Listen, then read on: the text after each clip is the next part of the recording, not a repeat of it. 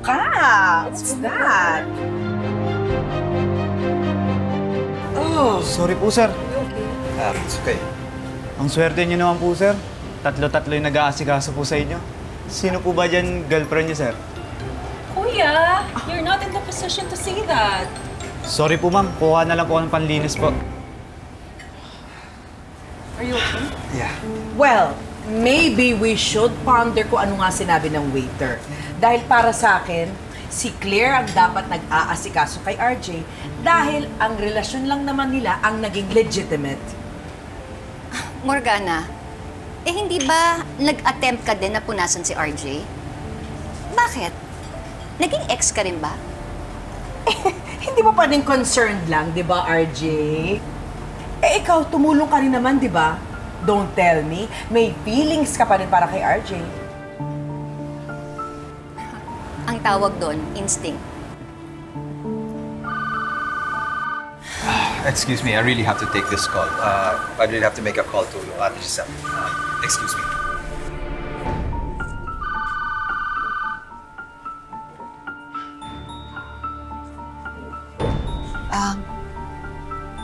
Claire, pupunta lang ako sa restroom sandali. Alright. Excuse.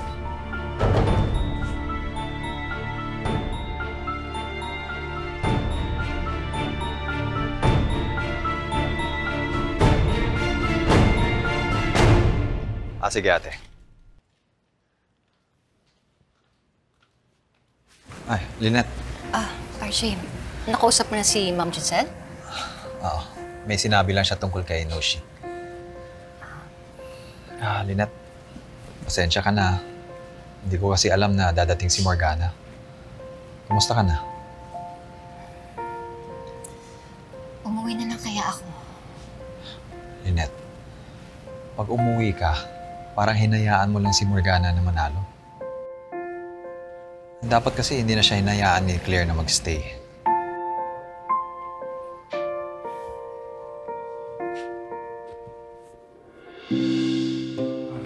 Lynette, RJ, ba't kayo nandito? Are you two on a date? Hindi! Meron kaming ibang kasama yung kaibigan ni RJ from Cebu. Una na ako. Sige. Sige pare.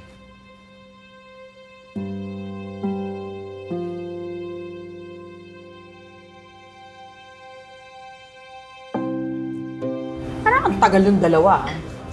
Baka nagsosolo na sila sa isang corner. You are funny, Morgana. You're acting like a jealous wife.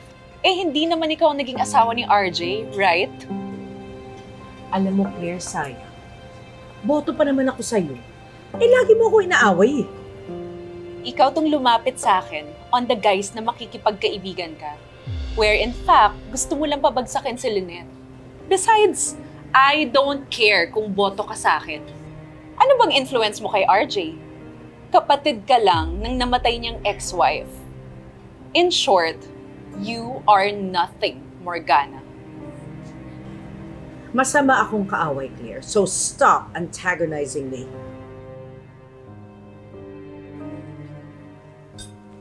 Claire? Yes. I think it's better that we reschedule this dinner. Total, wala rin naman si Annalyn. At bakit? Dahil nandito ako? Alam mo, Claire, tama si RJ eh. Hindi naman sa nakikialam ako sa dinner invitation mo, pero hindi lang kasi talaga ako komportable na nandito si Morgana. Ikaw naman, Lynette. Nagkukwentuhan lang tayo eh. Pero alam mo, nagkamali ako ng sinabi kanina. Ang sabi ko, this dinner is about pagandahan ng ex. Technically, never naman naging kayo ni RJ, di ba? In fact, you just had a one-night stand in a car wash. That's enough, Morgana. Sige lang, Morgana. Lakasan mo pa yung boses mo nang sa ganon, marinig ng mga tao dito yung nakaraan ko. Alam ko naman yung gusto mong palabasin eh. Gusto mong palabasin na masama akong tao, di ba? Come on, Lynette. Huwag ka naman pikon. Ikaw naman. Alam mo ba, Claire, hindi ba nakakagulat? I mean, even I was shocked when Moira told me. Imagine, nabuo pala si Annalyn sa isang car wash. Wow, Lynette, napaka-experimental mo pala. Di na mahalata, wild girl ka pala. Wild. Wild pala, ha? Oo nga. Talagang wild ako. Yan ang para sa'yo.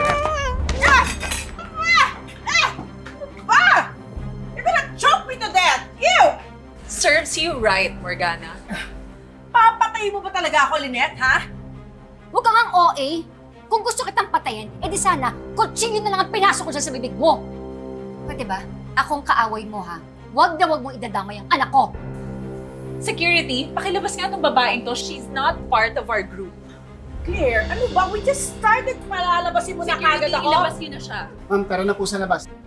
Ma'am, tara na po. Ilalabas ko na po kayo. Let go of me! Ano ba? Malis ka na. Let go of me! Di pa tayo tapos. Babalikan ko kayo. Ma'am, tara na po sa labas. Don't touch me!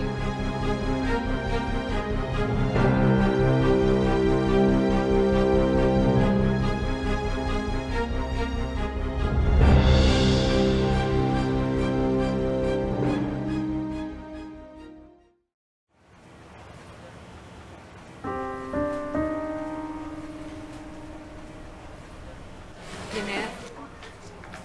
Lynette? Sorry kanina ha. I should have not allowed Morgana to join us. Claire, huwag nang isipin yun. Wala ka naman talagang magagawa eh. Manggugulo at manggugulo pa rin talaga si Morgana. Alam mo, buhay na niya ang mang-away. Yun na siya. But still, sorry pa rin. Napilitang katuloy na patulan siya. Ano naman kasi dinamay niya pati anak ko. Ibang usapan na yun eh.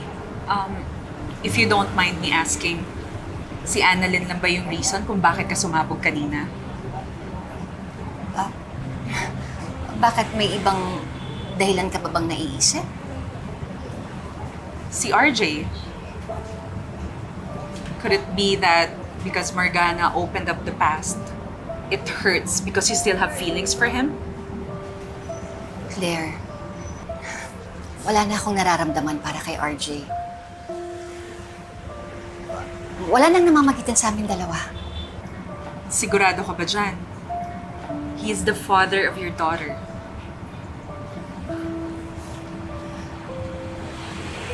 Claire, hindi ko pinagsisisihan na nabuo si Annalyn.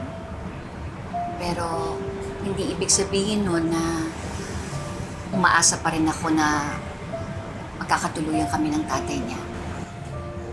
Alam mo, kung mababalik ko lang talaga yung panahon, syempre gusto ko pa rin na si Annalyn yung maging anak ko.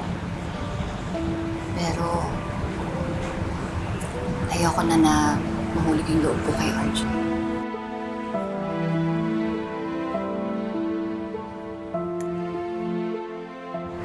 Thank you, Lynette.